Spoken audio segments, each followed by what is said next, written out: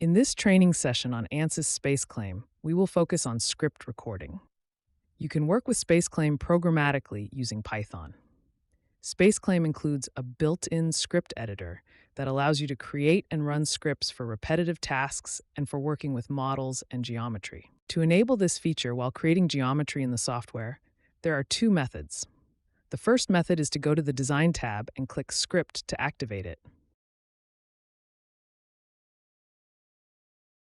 The second method is to use File, New, Script, which is the approach we are using here.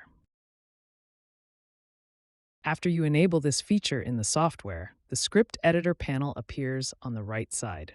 In this section, every geometry creation operation you perform is automatically recorded and written in the panel as Python code.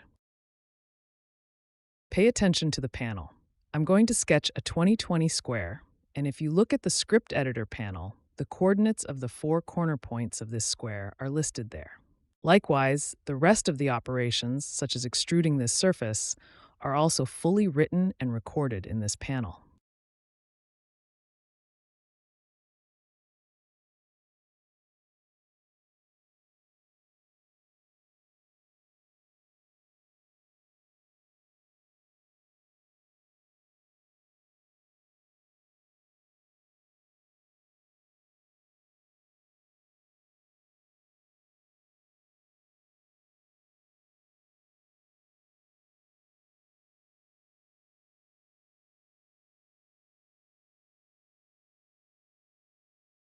The red record button you see stops or resumes script recording so that in cases where you don't need the geometry to be recorded, it won't capture those operations. Now that the sketch is complete, I stop recording and switch to the Script Editor panel to make any necessary edits there.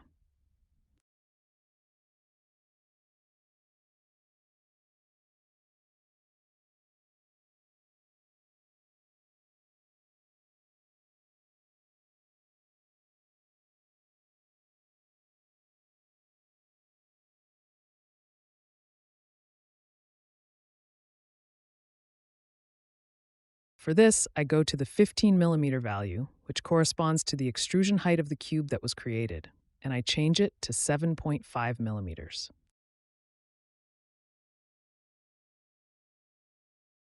After that, I delete the existing geometry from the Structure panel, and then I run the modified code again so the new geometry is generated.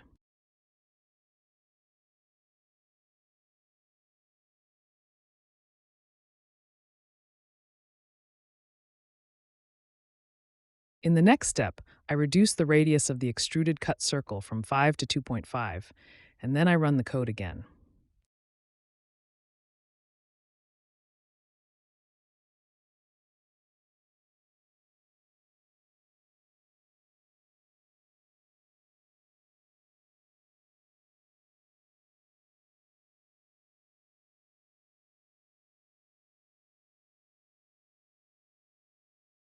Using the Save Script feature, I save the generated code to my desired location so I can use it later when needed.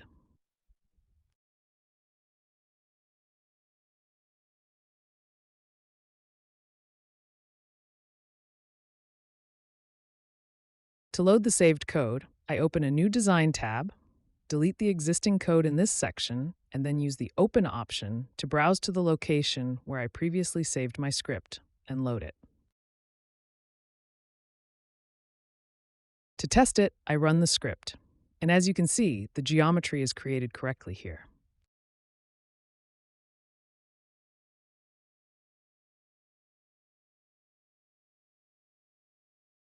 In the new geometry I'm going to draw for you, I want to cover parametric design with this tool, so follow along with me and pay attention to the operations being performed.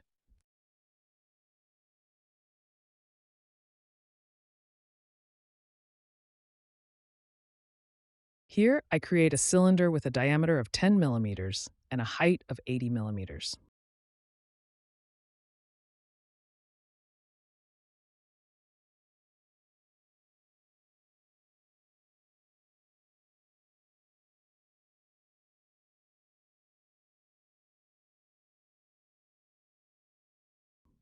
In this parametric geometry, my goal is to parameterize the cylinder's radius and height using the capabilities available in the Parametric tab.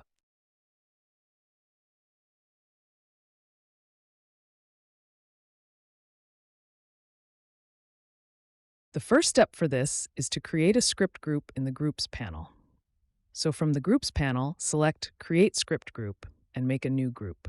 This group is basically where the parametric parts of the geometry and the related scripted actions get organized, so it's easier to manage them and continue the workflow cleanly. By right-clicking on it, we select the Pause option. At this point, the next step is to define our parameters. So, using the Create Script Parameter option, we create two parameters, radius and height.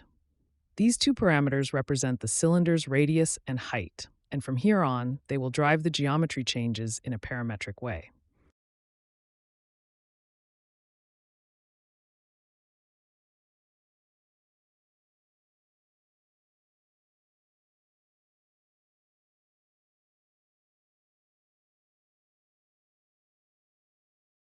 Now, in the Script panel, we start editing the code. First, we define two parameters, radius and height.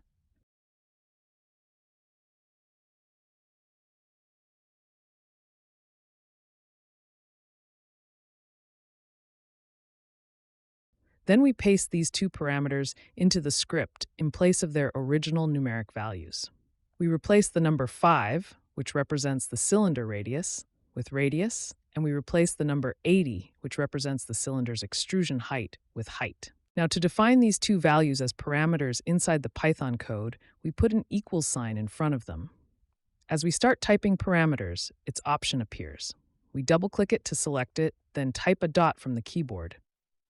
After that, the two parameters we previously created in the Groups panel show up, and we select the appropriate parameter for each one, radius for the radius value and height for the height value.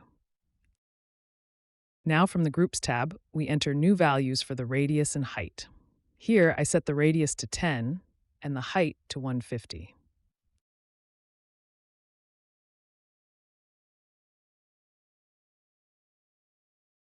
We delete the geometry from the Structure tab, and then we run our script so the desired geometry is generated.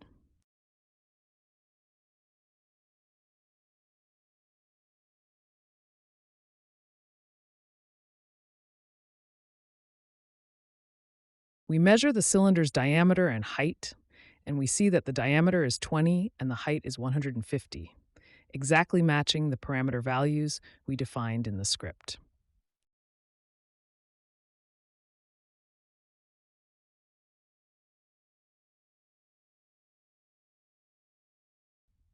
After parameterizing the diameter and returning from the geometry to Workbench, a parameter set cell becomes visible, indicating that the model now contains exposed parameters that can be used, for example, in design of experiments, DOE studies. For a deeper understanding of DOE and its practical applications, you can refer to the Mr. CFD website and study the training course titled Optimization, DOE and RSM, ANSYS Fluent CFD Simulation Training Course. This course provides a complete, step-by-step explanation of DOE concepts and their implementation in ANSYS Workbench and Fluent. I hope this video was useful for you. To benefit from Mr. CFD services, including simulation, consultation, and training, visit our website and contact us via these addresses.